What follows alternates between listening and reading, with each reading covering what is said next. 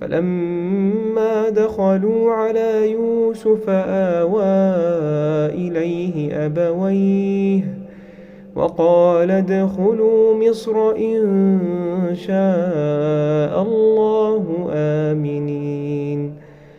ورفع أبويه على العرش وخروا له سجدا وقال يا أبت هذا تأويل رؤياي من قبل قد جعلها ربي حقا وقد أحسن بي إذ أخرجني من السجن وجاء بكم من البدو من بعد أن نزغ الشيطان بيني وبين إخوتي إن ربي لطيف لما يشاء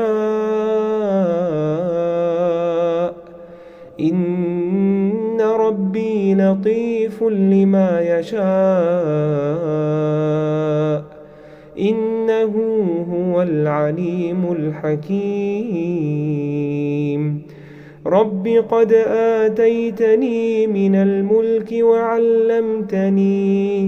وعلمتني من تأويل الأحاديث فاطر السماوات والأرض أنت ولي في الدنيا والآخرة توفني مسلما وألحقني بالصالحين.